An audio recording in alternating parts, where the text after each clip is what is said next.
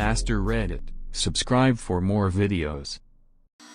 What is something that really freaks you out on an existential level? What percentage of my life do I even remember? My childhood is a dim memory, but so are many average days of my adult life. Keep a diary. Even a few notations in a day planner can bring back a wealth of memories, even of the vaguest days. This was said a million times, but there was a time where you played outside with your childhood friends for the last time and none of you even knew it. When I'm traveling by plane in a different country and I'm looking down to the ground and see cars, buses and everything driving around on the countryside or a city, and I think to myself, down there is people living life exactly like I do and doing their everyday thing. Makes me think how big the world actually is and how tiny you are as a person. That freaks me out a bit. It's one of the things I've really enjoyed about moving to another country. I've been here 6 years now and everyone does the same stuff as at home. They go get groceries, they make dinner, they meet up with friends at the weekend, they get annoyed and frustrated because the dog shat on the rug again. It's all the same stuff. But then there are also minutiae that are different. No pub quizzes here, people eat at restaurants more often, there's e-bikes everywhere. We're all people, all the same, but there's also differences in how people live. It's hard to explain. Practical upshot is, whenever I see a news story about any other country, I feel very aware that whatever is happening there is affecting these same people on the street. I feel like I no longer see other countries as other countries, but communities as rich and detailed and complex as mine, just that I haven't lived there yet. Weirder yet, this goes all the way back into history. We learn about the big events like wars and technological breakthroughs, but while Caesar was pontificating over which land to conquer next, some normal guy in a tunic was having a shitty evening because the bathhouse he went to has changed their wine supplier due to a falling out with the old supplier, and now he's pissed off because he really liked the wine they used to serve here and you couldn't get it anywhere else, and now he's got to drink this new stuff. And we'll never know that guy's name, or the name of the bathhouse, or the wine, or the supplier, but you can bet that hundreds of people had opinions about each of them. This post got a bit longer than I anticipated, but yeah. Zonda is fascinating. That the tiniest, most inconsequential decision can completely change the entire course of your life. Nearly 20 years ago, I needed some new shoes for work. As a poor student, I got the cheapest pair I could find. 2 days later, I was supposed to be going straight from work to a club with my friends when, halfway through my shift, the sole half ripped off one of the shoes. I didn't have enough time to get home, change my shoes and get back to work before everyone left for the club, so I just went home and gave it a miss. That night, I started chatting with someone on a forum. A year later, went to visit them in America. 2 years later I moved to America and we got married. 10 years after that we both moved back to the UK. Had I chosen a different pair of shoes, I'd never met my wife, never moved to America, and my life would be completely different now. Because shoes. Guess you could say she's your soulmate. I probably won't be remembered. On a long enough scale, none of us will. Chimpanzees. I have never really been able to articulate this as well as I would like, but the existence of chimpanzees is deeply disturbing to me in a very indescribable fashion. They're basically us except for a few very minor and completely random mutations that made us slightly better at analyzing patterns and communicating with each other. Whenever I see a chimpanzee, I'm really confronted with the fact that we humans are just another animal species, mostly controlled by instinct and making our decisions based on an incredibly biased framework of sensory perception and mental processing that was developed to survive a hunter-gatherer lifestyle on the African savanna. Did you know that to show submission to the leader of their pack, chimpanzees will come before him and bow to show their respect? That blew my mind because humans have been bowing to their leaders since we had leaders. And we can invent all kinds of justifications for it. He's descended from the gods, he led our armies to victory over the foreign barbarians. I agree with his views on tax policy. But at the end of the day we're just apes bowing before another ape who groomed us well enough to become the pack leader. That is so fucking disturbing to me I can't even describe it. I work at a zoo and the only animal that kinda creeps me out are the chimps. I remember I spent about 30 minutes straight just watching them and how they behave. It's very human-like in a lot of ways. I remember it was raining and the baby chimp was sticking out his tongue and catching raindrops. That was something I did as a child too. It was mind-blowing in a small way. Wait and see if you ever get a chance to work with bonobos. They basically are human minus civilization. Sigh. I hate to be the one that says this, but I've done animal behavior work in zoos, specifically with bonobos, and they're violent little shits. Frans de Waal is nearly solely responsible for this highly romanticized view of bonobos, and later on in his research he notes that the peaceful nature of bonobos has been way overstated. And no, it's not that bonobos in captivity are tweaking out. In the wild they're even more violent. Bonobos are danged interesting and they do have social structures different from chimps, but the effectiveness of sex to diffuse tensions has been wildly overstated. Bonobos can and will eat your fucking fingers off if they feel like it. Unpopular bonobo males get the shit kicked out of them by everyone else and it feels like every other day pariah ape needs major stitches because he's just covered in bite marks. Bonobo females do run shit, but it's not like they do it super peacefully. Don't get me wrong. I loved my time working with bonobos and I think they're amazing. But they're dicks, and the misinformation about them is ridiculous. Are they very human-like? Yes. Because humans are often dicks. How you can trace the whole path of your life to some small, seemingly inconsequential event. Decades ago, when I was new to this area, I met a guy on the golf course and we became friends. I met others through him, and now 90% of my friends and contacts can be traced back to that meeting. If I had not golfed that day, or got one extra red light on the way to the course, would I have a whole separate set of friends now? I accepted a random FB friend request from some Australian guy 8 years ago and now I live in Australia and am marrying him in a few weeks. And to think, I almost denied that friend request. That whatever I did in the past are now just memories. Even yesterday. Even though sometimes it feels like my childhood just happened, it was 20 years ago in their memories. Did those actions even happen? It's hard to explain the feeling. My dad died 21 years ago. It was well before the age of camera phones and he really didn't like having his picture taken regardless. As a result I have maybe 2 pictures of him. I think I still have a mental picture of him but sometimes I'm not so sure. He was one of the most significant people in my life and his death is one of the most significant events in my life but honestly, there's a good chance that if he walked up to me today, I wouldn't recognize him. This hits me hard. My dad died very suddenly and unexpectedly a little over 4 years ago. It messed me up a lot more than I ever imagined it would. I also carry the weight of being the only person who knows what really happened on the day that he died. I let my family believe that it was a lot more peaceful than it really was because knowing the truth would only upset them further and wouldn't serve any purpose. I still see people who look like him and for that brief second my brain recognizes my dad before remembering that he is dead. I can still see his face clearly and hear his voice even. Luckily I have quite a few pictures of him. Also I recently discovered a short recording of his voice quite by accident that really kind of messed me up. He was even saying my name. I'm so sorry that your memories have faded and you don't have any pictures to refresh them. The thought of forgetting my dad's face is terrifying to me so I'm very thankful that I have as many pictures as I do. I know it doesn't mean much but I'm sending my internet hugs your way. I get this, especially when it relates to childhood. Like, anything before maybe 10 years old. I know there is science about forming long-term memories in development and whatnot, but what did I do? If I think, I can remember some flashes like scenes from a flashback montage or something, but so many hours, days, years that I don't have a clue how to answer what I did then.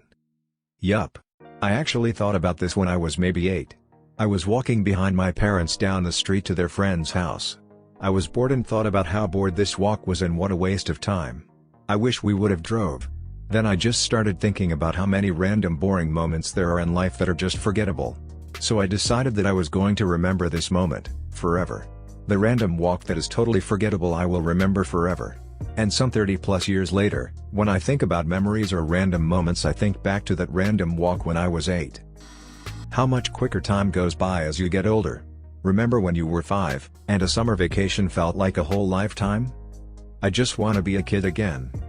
Life is like a roll of toilet paper. The closer you get to the end the faster it goes. The fact that I will never know how things turn out. What becomes of the world once I'm gone. I only understand life as the version I've lived. I never get to know the future.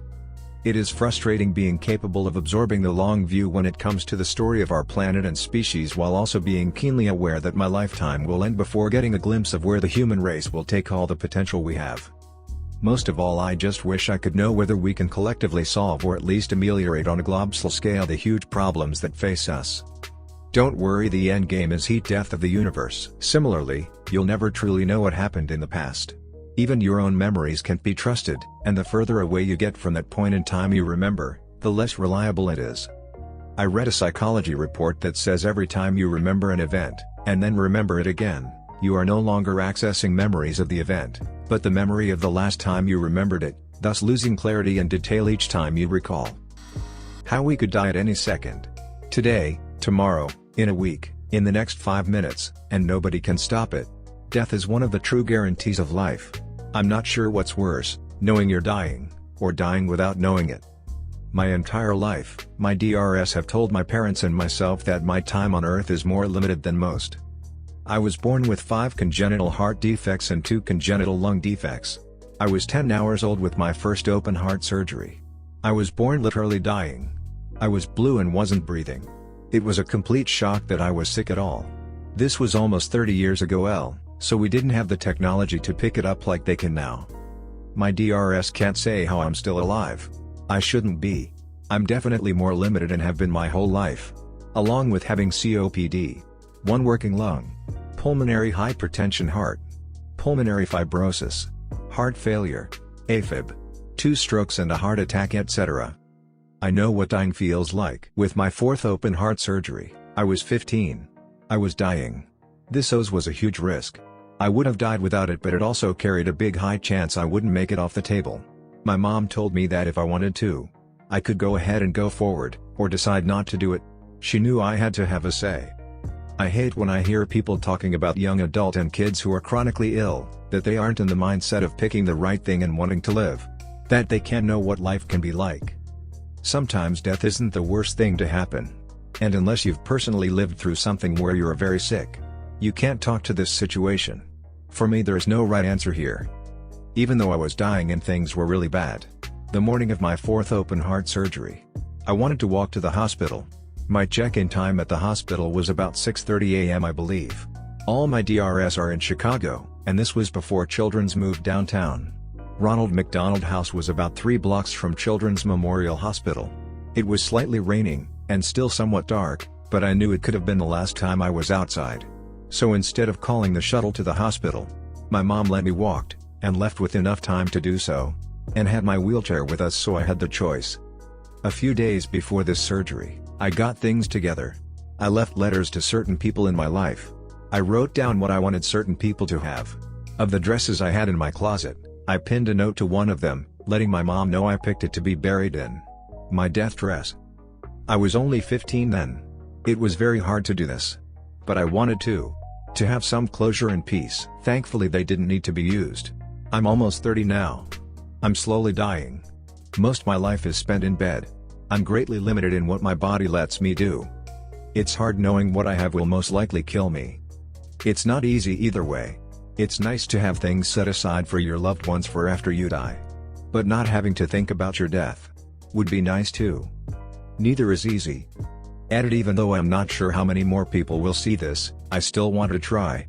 Next week is 12 years since my 4th open heart surgery. This was the one I'd picked my death dress beforehand. I had the idea in trying to get Google to make a Google Doodle in raising awareness for congenital heart defects. I started it over a year ago, nothing happened. So because of this and the timing, I want to try this again. Here's the link to the Google Doc. It explains everything. CHD is the #1 birth defect worldwide, yet for some reason it's hard to get people to share posts that I and others in the CHD world make about CHD. Please help. Please share, heart. Thank you for your comment. It's given me a lot to consider. I am also chronically ill, but I'm told that my lifespan won't be shortened by it. It's more that I live in near constant discomfort and or pain. You've defied the odds before, so I'm hoping with the bottom of my heart that you get another good 30. It takes a, admittedly microscopic, amount of time for your brain to process every stimulus that you receive. This means that you are never perceiving reality in real time. There's the slightest delay between reality and your perception of it. What's worse is that your brain lies to you and tries to trick you about it. Find a clock with a second hand. Look away. Now look right at it. See, the second hand takes just a little longer to move that first second than all the other seconds that come after? That's because your first glimpse of the hand moving is blurry. So your brain waits for it to be in focus, copies that frame, and pastes it backwards instead of the blur. Your brain literally pauses time to make things look how you'd expect it to look. If it's lying about that, what else is it lying about? Every so often I'll see myself in a mirror and am reminded that I am a conscious person able to influence the world around me. Sometimes I get so hung up on the daily routines and the little challenges here and there that I forget that I am a mind connected to a physical body. It's fucking surreal for a few seconds, but then I realize that it's always been like this. Edit. Thank you for the gold. I totally did not think this happened to other people. The thing that fucks me up is not that I'm a conscious person, but everyone else too. They're not machines that will react the same way to the same thing every time. Things I say may hurt them. Something I do might annoy them. Sometimes I get lost in it and sit on the lounge with my wife, looking at her thinking, she's having millions of thoughts too. She's remembering different stuff to me, she's making plans. Weird shit, yo. That every public institution, every province of government, every law of any nation, it all works because a sufficiently high percentage of people silently assent that it does. It doesn't matter what type of government is in place. If 70% of the population woke up tomorrow and decided that currency has no value and governance is unnecessary, that's exactly what would happen. Power resides where men believe it resides. I've thought a lot about this, too. Like how many people on the front line of a war really want to be there, and why? What if all the soldiers in the world one day just said, "Fuck this," threw down their weapons and went home? Or think of the places with rampant homelessness while houses are sitting empty being repossessed. How does that make any sense? The term you're looking for is intersubjectivity, I think. A book you might be interested in is Sapiens by Yuval Noah Harari. There is a section in his book that discusses this, very interesting stuff. To sum it up in short, hunter-gatherer groups were most efficient in certain numbers, can't remember specifics, I think the sweet spot was around 150. When the agricultural revolution came and humans began to be in communities much larger than hunter-gatherer groups, they had to create social systems that allowed said communities to thrive in such large numbers, the most effective being essentially myths that they all agreed on, which is what you have said. Sorry I've explained this poorly, I recommend the book. This thread. Thanks for the multi-tiered existential crisis at work. Boss, is that report going to be done by 3? Me, what does it matter? Words and numbers. They have no meaning except what our brains provide. And us? We're just 2 bags of meat and bones and blood, blowing air through our throat holes, making sounds at each other. And you're literally walking around with a sack of shit inside of you. So am I. So is everyone here. We are on the 8th floor of a 15-story building. All day there is shit raining down around us from the floors above. This building is a giant cascading tower of shit, all day long. Boss, why don't you forward that report to me before sending it out? Might be best if I give it a quick review. Knowledge lost. Societies that existed millennia before ours had incredibly complex social structures, massive infrastructure, built incredible wonders, understood boggling amounts of modern math, and did it all in harsher conditions with less technology. So clearly they were smart and capable, at least some. Imagine all the great knowledge that they had which we lost. All the theorems or observations they made in societies that lasted 10 times as long as many of today's, which disappeared in war or accident. Knowledge defines man. We are a species of filers, who wish to make pattern and sense out of chaos. Yet knowledge is so very fragile. It messes me up that people 1,000 years ago were just as capable to learn what we are now. A kid from early Rome could go to school in 2018 and be just as smart as everyone else. Not only is knowledge fragile, but in some cases, it may even be unobtainable.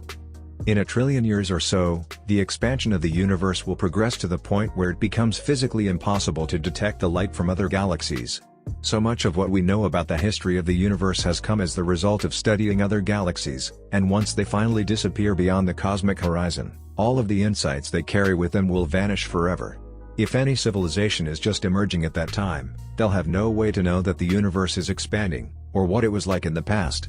They will be completely isolated on a single galactic island, with no hint that a much larger reality lies beyond what they can see. While they may think they understand the universe that they see around them, they'll never truly have a complete picture. Because we can see this inevitable loss of information coming, it forces us to ask an incredibly uncomfortable question: has fundamental information about the nature of our universe already been lost beyond some unknown cosmic horizon? Could it be that we are fundamentally wrong in our understanding of reality because an important piece of the puzzle has been lost and will never return? Mind-blowing shit. Every time we step outside of our houses could be the time we never come back. At any moment, some freak accident could happen and kill any one of us. Our lives are just an endless stream of consciousness, worrying about our own problems, worrying about this, worrying about that, but it could all come to a screeching halt in a split second, and we'd be gone from the world in an instant. I'm a biker. I think about this every single time I straddle that seat. Every time I put on that helmet. This could be my last ride. That's the risk I take with a hobby that I love. Edit. Your responses are incredible, but let me clarify, I ride a motorcycle, not a bicycle. I have a paramedic friend who once told me that, one day, you're going to put our shoes on and someone else will have to take them off. I think about death every time I put shoes on now. I always realize the enormity of the universe when checking my mailbox. Walk down my driveway, mostly zoning out. My mailbox is across the street in the neighbor's front yard for some fucking reason, so I fart across the street. And it's always then that I look up, and see the moon or the stars and just feel hilariously ridiculous. Somehow the enormity of the universe stands out even more to me when I'm pitting it against 2 spam credit card offers, an excise tax bill, and the grocery store flyer I throw out before even getting back into house. It's just impossible to reconcile.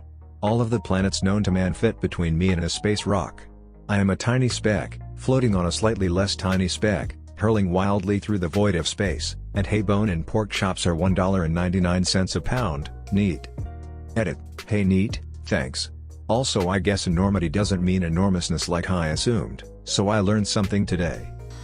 Looking at the old photos of my ancestors that my great-uncle left me, I have no idea who any of the people in them are, but a lot of them look kinda like me, or vice versa really. It's fucking weird thinking about all the people who've lived and died and left really no legacy at all. Forgotten. And knowing I'll be forgotten too. Probably less than even 50 years after I die.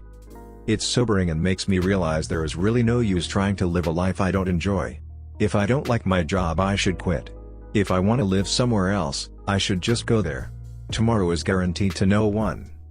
In 125 years, there will be an entirely new set of people on this planet.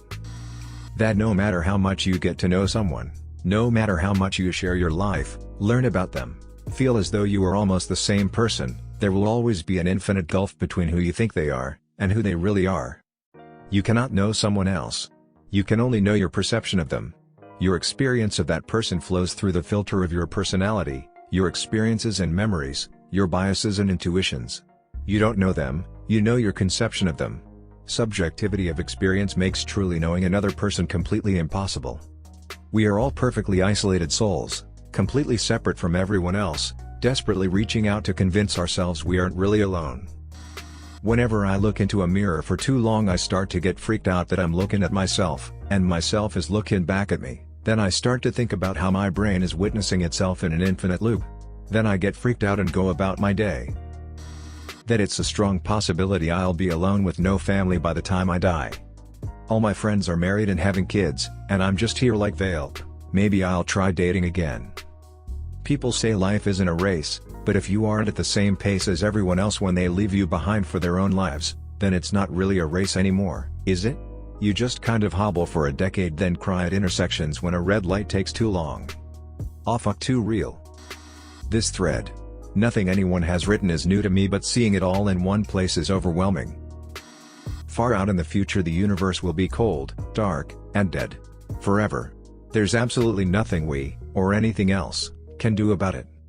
For an even closer view, the universe is expanding, so someday all the stars will be so far removed from Earth that their light no longer reaches us. Let's say that there are still humans on Earth at that point, and that no records of past scientific discovery has been maintained. They may think that there are no stars, that Earth is completely alone in the universe, with the exception of what we can see in our small galaxy.